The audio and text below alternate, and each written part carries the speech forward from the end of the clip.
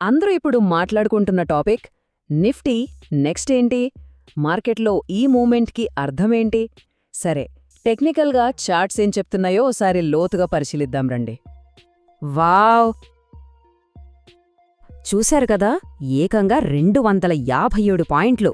నిఫ్టీలో ఈ మధ్య వచ్చిన ర్యాలీ చాలామందిని ఆశ్చర్యంలో ముంచెత్తింది. అసలు ఇంత సడన్గా మార్కెట్ ఎందుకు పెరిగింది? దీని వెనుకున్న కథేంటి?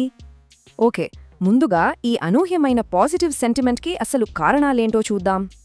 ముఖ్యంగా చెప్పాలంటే గ్లోబల్ మార్కెట్స్ నుంచి వచ్చిన సిగ్నల్స్ చాలా స్ట్రాంగ్గా ఉన్నాయి. గిఫ్ట్ నిఫ్టీని చూస్తేనేమో దాదాపు 330 పాయింట్లు ప్లస్లో ఉంది. డావ్ ఫ్యూచర్స్ కూడా దగ్గర 440 పాయింట్లు పెరిగాయి. సో ఈ ఇంటర్నేషనల్ సపోర్ట్ మన మార్కెట్కి ఒక షార్ట్ టర్మ్ బూస్ట్ ఇచ్చిందనమాట. సరే, ఇంత స్ట్రాంగ్ బౌన్స్ వచ్చింది కదా, ఇప్పుడు అందరి మదిలోనూ ఉన్న ప్రశ్న ఒక్కటే: ఇది నిజంగా ట్రెండ్ మారిపోయిందనే రివర్సలా, లేకపోతే జస్ట్ ఒక టెంపరరీ ర్యాలీనా? ఈ ప్రశ్నకు సమాధానం దొరకాలంటే మనకు సహాయపడేది టెక్నికల్ అనాలిసిస్ మాత్రమే. టెక్నికల్ చార్ట్స్లోకి కొంచెం డీప్గా వెళ్తే మనకు ఆసక్తికరమైన క్లూ కనిపిస్తోంది. అదే డబుల్ బాటమ్ ప్యాటర్న్. డైలీ చార్ట్లో ఈ ప్యాటర్న్ ఏర్పడే సూచనలున్నాయి. అంటే ఏంటి? సింపుల్గా చెప్పాలంటే డౌన్ ట్రెండ్ ముగిసిపోయి ఇక పై మార్కెట్ అప్ ట్రెండ్లోకి వెళ్లే అవకాశం ఉందనే దానికి ఇదొక బలమైన ఇండికేషన్. అయితే ఈ ప్యాటర్న్ కన్ఫర్మ్ అయిందని చెప్పడానికి మార్కెట్ కొన్ని పెద్ద అడ్డంకుల్ని దాటాల్సి ఉంటుంది. అవేంటో చూద్దాం.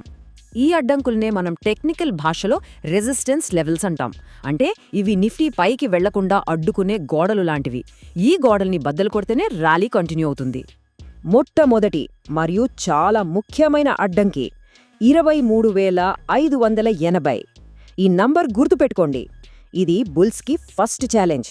దీన్ని దాటితేనే మార్కెట్లో నిజమైన బలమున్నట్టు లెక్క.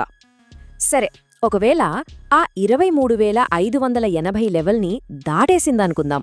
అప్పుడు నెక్స్ట్ టార్గెట్ ఇంకో గట్టి అడ్డంకి 23,750 దగ్గరుంది. ఆ తర్వాత ఫైనల్ బాస్ లాంటిది 24,000 లెవెల్. ఇది కేవలం ఒక నంబర్ కాదు, ఒక సైకలాజికల్ బ్యారియర్. ఎందుకంటే అది రౌండ్ ఫిగర్ కదా, ఆ నంబర్ దగ్గర ఒక ప్రెషర్ ఉంటుందన్నమాట. సరే, ఇవన్నీ పైకి వెళ్లేటప్పుడు ఎదురయ్యే అడ్డంకులు.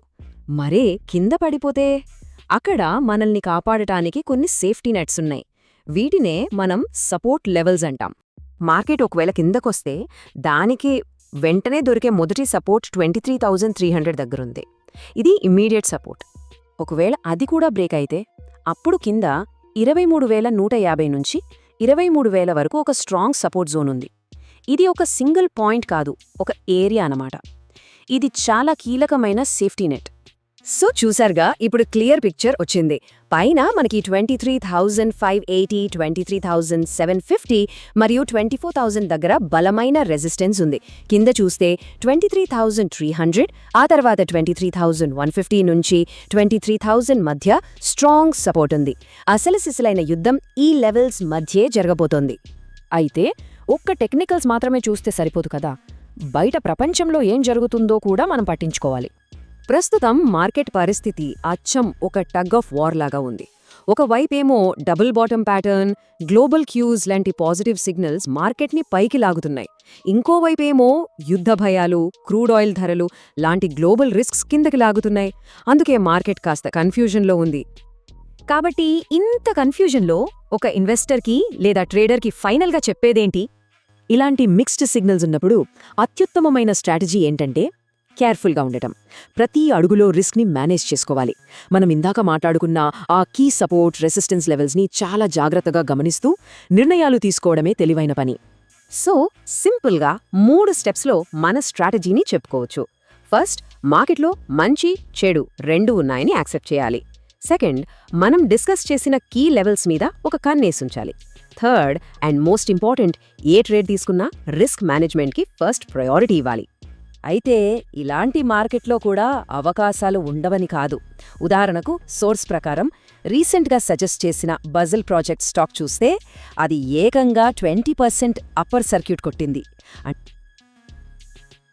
అంటే కరెక్ట్గా ప్లాన్ చేసుకుంటే ఇలాంటి టైంలో కూడా మంచి రిటర్న్స్ సాధ్యమే. సో ఫైనల్గా యుద్ధభూమి సిద్ధంగా ఉంది. ఒకవైపు సపోర్ట్, ఇంకోవైపు రెసిస్టెన్స్. ఈ రెండింటి మధ్య నలిగిపోతున్న మార్కెట్ అంతిమంగా ఏ వైపు బ్రేకౌట్ ఇస్తుంది? ఈ ప్రశ్నకు సమాధానం దొరకాలంటే మనం ఆ కీలక లెవెల్స్ని గమనిస్తూనే ఉండాలి.